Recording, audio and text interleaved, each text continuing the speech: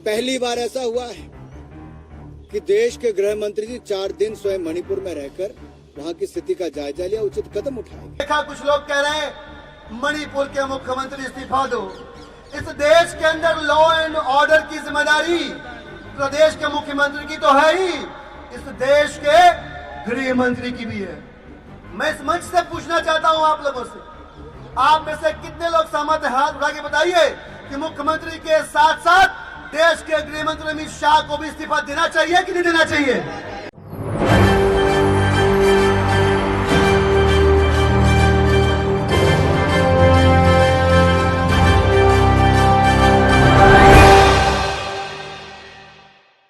नमस्कार, SP9 news में आपका स्वागत है। मणिपुर घटना को लेकर यहां पर अमित शाह को लेकर दावा किया जाता है कि मणिपुर में जो हिंसा भड़क रही है उसको शांत करवाने के लिए अमित शाह अपना पूरा योगदान देते हुए नजर आ रहे हैं, लेकिन कुछ और ही नज़ारा देखने को मिलता है। मणिपुर में हिंसा कम होने की बजाय और बढ़ती जा रही है। कुकी और मैतेई समुदाय में जो ये यहाँ पर झड़प देखी जा रही है, इसमें घुसपैठियों के नाम भी शामिल हो जाते हैं। सरकार किस तरीके से यहाँ पर उनका फेलियर साबित हुआ है, किस तरीके से सरकार की लापरवाही यहाँ पर साफ तौर पर नजर आई है, किस तरीके से यहाँ पर सिर्फ भारतीय जनता पार्टी चुनाव को देखते चुनावी एजेंडे में जुटी हुई है, ये सारी चीजें जब खुलकर सामने आ जाती हैं तो अमित शाह भरी संसद में कहते हैं कि विपक्ष यहाँ पर बातचीत नहीं करना चाहता, बल्कि यहाँ पर हम मणिपुर मामले पर चर्चा करना चाहते हैं। इस तरीके की बातें कही जाती हैं, लेकिन जिस तरीके से ये पूरा मामला उठता हुआ नजर आ रहा है, अब इस पूरे मामले में यहाँ पर अमित शाह का साथ देने के लिए खेल मंत्री अनुराग ठाकुर सामने आते हैं। जो अनुराग ठाकुर यहाँ पर बोल रहे हैं उनसे तो पुख्ता हो जाता है कि वो झूठ बोल रहे हैं, अमित शाह को लेकर झूठ बोल रहे हैं। और जिस तरीके से मणिपुर की सरकार को एक्शन लेना चाहिए था मणिपुर में, लेकिन ऐसा एक्शन नहीं लिया गया है, ये पोल खुद भारतीय जनता पार्टी के तमाम मंत्री करते हुए नजर आ रहे हैं। आपको बता दें कि लगातार विपक्ष ये कह रहा है कि संसद में आओ, अमित शाह बोलो, देश के प्रधानमंत्री मणिपुर पर चर्चा करें, लेकिन चर्चा नहीं होती है, जिसको लेकर अब यहाँ पर तमाम विपक्षी पार्टियां मणिपुर भी पहुंच रही होती हैं और मणिपुर के सीधे तौर पर यहाँ पर जायजा भी लिया जाता है, महिलाओं से भी मिला जाता है, पीड़ितों से भी मिला जाता है और यहाँ पर संज्ञान भी लिया जाता है। लेकिन यहाँ पर अमित शाह जो कहे जा रहे हैं कि कई बार अमित शाह मणिपुर के दौरे पर चले गए हैं। अनुराग ठाकुर ये कहते हुए नजर आते हैं कि अमित शाह मणिपुर में 4 दिन रहकर आए थे और वहाँ पर हिंसा शांत होती हुई नजर आई थी, लेकिन कुछ और ही तस्वीरें देखने को मिली। अमित शाह को लेकर ये भी कहते हैं अनुराग ठाकुर कि विपक्ष जानबूझकर उन पर हमलावर साबित हो रहा है, क्योंकि उनके पास कोई मुद्दा नहीं बचा है, वो जानबूझकर अमित शाह को घेरते हुए नजर आए। क्या कुछ यहाँ पर अनुराग ठाकुर ने मणिपुर घटना को लेकर कहा है, देखिए इस रिपोर्ट में। देखिए, माननीय प्रधानमंत्री जी ने 2 महिलाओं के साथ जिस तरह का व्यवहार और अत्याचार हुआ उसकी घोर निंदा भी की है और कड़े शब्दों में कहा है कि कोई भी हो, कितने भी हो, उनके खिलाफ कड़ी से कड़ी कार्रवाई होनी चाहिए और ऐसी घटनाएं देश को शर्मसार करती हैं। उन्होंने ये भी कहा कि चाहे राजस्थान हो, छत्तीसगढ़ हो, मणिपुर हो, कोई भी राज्य हो, महिलाओं के साथ अपराध कहीं पर हो, उनके खिलाफ कड़ी से कड़ी कार्रवाई करनी चाहिए। लेकिन दुर्भाग्य ये है कि विपक्षी दल इसको राजनीति के रूप में देखते हैं, राजनीति करना चाहते हैं। हमने सदनों में कहा कि हम चर्चा के लिए तैयार हैं, लेकिन विपक्ष चर्चा से भागना चाह रहा है। क्या मजबूरी है विपक्ष की, वो चर्चा से भागना चाहता है? क्योंकि विपक्ष के राज्यों में कुछ ऐसे कारनामे हैं। अगर मैं आज केवल एक राज्य को बताना चाहूंगा, राजस्थान में महिलाओं पर अपराध की सबसे ज्यादा घटनाएं हुई। अगर कुल मिलाकर देखा जाए तो पिछले 54 महीने में 10 लाख से ज्यादा आपराधिक मुकदमे दर्ज किए गए, 7500 से ज्यादा अधिक निर्दोषों की हत्याएं की गई, 1,90,000 महिलाओं के साथ अत्याचार के मुकदमे दर्ज किए गए।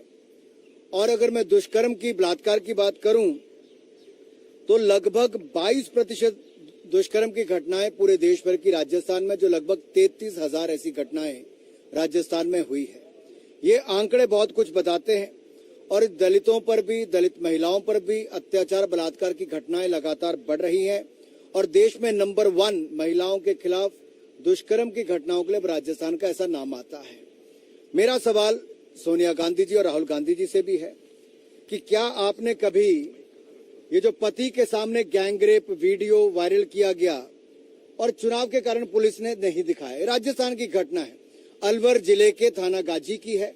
और ये देखिए महिला के जो वीडियो दिखाए गए हैं ये सब पब्लिक में है। क्या कांग्रेस को महिला केवल एक राज्य की दिखती है? ये वीडियो आपके सामने है और केवल यहीं तक घटनाएं नहीं रुकती हैं। इसके अलावा अगर देखा जाए तो वहीं पर ही मुख्यमंत्री के घर से मात्र 5 किलोमीटर दूर राजस्थान में जयपुर में वैशाली नगर में 10 साल के बेटे के सामने पेट्रोल डालकर एक महिला के साथ पहले दुष्कर्म किया जाता है, पेट्रोल डालकर उसको जलाया जाता है, गोली मारी जाती है। और ये घटनाएं क्या देश के मीडिया के सामने कभी नहीं आएंगी? क्या राजस्थान में जो महिलाओं के खिलाफ अत्याचार बलात्कार हो रहा है, क्या उसको लेकर सोनिया गांधी जी, राहुल गांधी और विपक्ष क्या मूक दर्शक बनकर बैठा रहेगा? मेरा सवाल विपक्ष के सभी नेताओं से है, क्या केवल एक राज्य की महिलाओं के लिए और अन्य राज्य की महिलाओं के बारे में वो चिंता करनी छोड़ देंगे? क्या कांग्रेस शासित राज्यों में महिलाओं के खिलाफ, दलितों के खिलाफ और दलित महिलाओं के खिलाफ होते अत्याचार जो बढ़ रहा है, क्या उस पर पूरा विपक्ष मूक दर्शक बनकर बैठा रहेगा? महिला महिला में आप भेदभाव क्यों करते हो? और अगर राजस्थान की ही विधायक दिव्या मदरेना जी की मैं बात करूं तो उनके बयान में ही उनका दुख, दर्द और लाचारी नजर आती है कि वो भी अपने आप को सुरक्षित महसूस नहीं करती हैं। तो सवाल कांग्रेस समेत सभी विपक्षी दलों से है कि आप महिलाओं के खिलाफ अत्याचार और दुष्कर्म की घटनाओं में भेदभाव कैसे कर सकते हैं? क्या आप महिलाओं को केवल एक राजनीति का टूल समझकर यही करना चाहते हो? तो क्यों नहीं चर्चा करते? हमने कहा है मणिपुर पर चर्चा कीजिए, विपक्ष चर्चा से क्यों भाग रहा है? पहली बार ऐसा हुआ है कि देश के गृह मंत्री जी 4 दिन स्वयं मणिपुर में रहकर वहां की स्थिति का जायजा लिया, उचित कदम उठाए गए। लेकिन कुछ लोग भड़काने का काम करते हैं, दुष्प्रचार करते हैं। हमारा केवल इतना निवेदन है, चर्चा हो, खुली चर्चा हो। और सोनिया जी, राहुल जी, आपको तो जवाब देना पड़ेगा। जैसे कि आपने यहाँ पर अनुराग ठाकुर को सुना, उसके बाद सीधे तौर पर आपको बता दें कि क्या सच्चाई यहाँ पर सामने निकल कर आ रही है। अनुराग ठाकुर ने तो अमित शाह को एक तरीके से देवता बता दिया, कैसे मणिपुर में वो यहाँ पर मसीहा बन गए, ये सारी चीजें सामने आए। लेकिन जिस तरीके से संजय सिंह को निलंबित किया गया है, उसके बाद यहाँ पर मुद्दा उठाते हुए आम आदमी पार्टी काफी कुछ कहती हुई नजर आ रही है कि मणिपुर में आग भड़काने का काम ये भारतीय जनता पार्टी ने 2024 के चुनाव को देखते हुए किया है। और इसी मुद्दे को लेकर अमित शाह को एक्सपोज किया जाता है और अमित शाह के निलंबन को लेकर यहां पर मोहर लगाने की बात कही जाती है। अब यहां पर कहा जाता है या तो स्पीकर उनसे इस्तीफा ले, उन्हें सस्पेंड करें, या फिर यहां पर पूरे मामले पर राष्ट्रपति द्रौपदी मुर्मू संज्ञान लेते हुए नजर आए। क्या कुछ आम आदमी पार्टी ने कहा है, देखिए इस रिपोर्ट में। बर्खास्त किया गया, लेकिन बर्खास्त करने से जो आजाद आवाजें हैं उन्हें जहां पहुंचना होता है वहां पहुंचती हैं, रुकती नहीं है। इस देश में महिलाओं के प्रति अपराध लगातार बढ़ रहे हैं। मणिपुर में जो हो रहा है, मणिपुर की जनता ने जो बर्दाश्त किया है, उसको कहते हैं सर से पानी का ऊपर होकर गुजरना। दोस्तों, महिलाओं के सम्मान की बात करने वाला यह देश, महिलाओं के मान को सर्वोपरि रखने वाला यह देश, और इस देश के प्रधानमंत्री जी जब ये घटनाएं अप्रैल के दूसरे हफ्ते से घटित होना शुरू हुई मणिपुर में, तब से लेके आज तक 8 देशों में जा चुके हैं। 8 देशों में जा चुके हैं। 8 देशों में जाके पता नहीं क्या क्या बातें करी, लेकिन इस देश की आधी आबादी, मणिपुर की आधी आबादी के ऊपर जो हुआ, उस पर मोदी जी ने एक शब्द नहीं बोला। एक आवाज देने के लिए उनके मुंह से मोदी जी मौन हो गए, जबकि जाने जाते हैं बड़ा शानदार स्पीच देते हैं भाई साहब, बहुत बढ़िया भाषण देते हैं, बहुत अच्छी बातें कहते हैं। लेकिन जब बात आई कि मणिपुर के ऊपर जो घटनाएं हो रही हैं, जो अत्याचार हो रहा है, महिलाओं का खुलेआम बलात्कार हो रहा है, उस पर आप चुप क्यों हैं? अभी तक उनसे बोला नहीं गया। एक समाज के तौर पे मुझे लगता है कि हमें भी कलेक्टिव रिस्पॉन्सिबिलिटी लेनी चाहिए, हमें भी सामूहिक रूप से शर्मिंदा होना चाहिए। लेकिन मैं पूछना चाहता हूं, मैंने देखा कुछ लोग कह रहे हैं मणिपुर के मुख्यमंत्री इस्तीफा दो, इस देश के अंदर लॉ एंड ऑर्डर की जिम्मेदारी प्रदेश के मुख्यमंत्री की तो है ही, इस देश के गृह मंत्री की भी है। मैं इस मंच से पूछना चाहता हूं आप लोगों से, आप में से कितने लोग सहमत हैं? हाथ उठा के बताइए कि मुख्यमंत्री के साथ साथ देश के गृह मंत्री अमित शाह को भी इस्तीफा देना चाहिए कि नहीं देना चाहिए? इस्तीफा देना चाहिए कि नहीं देना चाहिए? इस्तीफा देना चाहिए कि नहीं देना चाहिए? बताइए। मणिपुर में न बेटी बच रही है, न घर बच रहा है, और केंद्र की सरकार इन सारे अत्याचारों के ऊपर चुप्पी लगा के बैठी हुई है। मेरे साथ कई सारे पार्टी के सम्मानित लोग, सीनियर लोग मंच पे मौजूद हैं। वे साथी भी अपनी बात धीरे धीरे रखेंगे।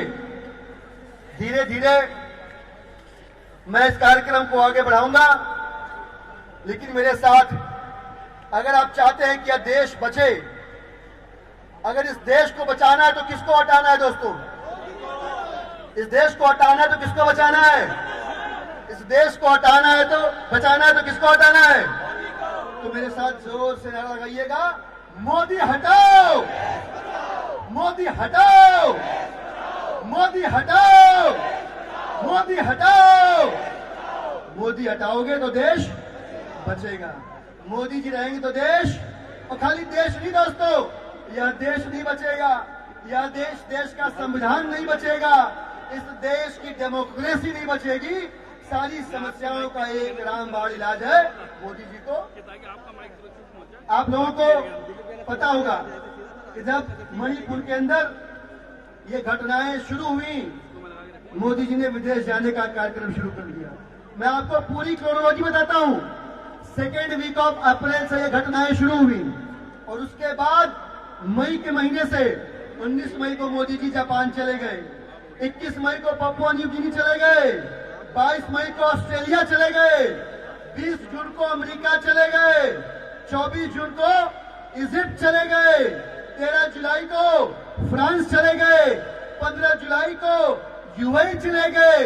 इन तमाम देशों में गए, इन तमाम देशों में दुनिया भर की बातें की, इन तमाम दुनिया भर के देशों में जाने के बाद भी, वहां अपनी बात कहने के बाद भी उनके मुंह से मणिपुर के लिए एक शब्द नहीं फूटा दोस्तों। ऐसे प्रधानमंत्री हमने चुने। सोचिए आप, मध्य प्रदेश के अंदर टाइगर प्रोजेक्ट का अपडेट लेने की चिंता है, लेकिन हमारे ही देश का हिस्सा मणिपुर लहूलुहान है। महिलाओं की अस्मिता सरेआम लूटी जा रही है, हत्याएं हो रही है, बलात्कार हो रहा है, लेकिन टाइगर प्रोजेक्ट की चिंता करने वाले मोदी जी को मणिपुर के महिलाओं की चिंता नहीं है, मणिपुर के नागरिकों की चिंता नहीं है। उनका अपना भारतीय जनता पार्टी का विधायक टाइम मांग रहा है, मोदी जी के पास टाइम नहीं है। क्या कर रहे हैं मोदी जी? क्या कर रहे हैं भाई?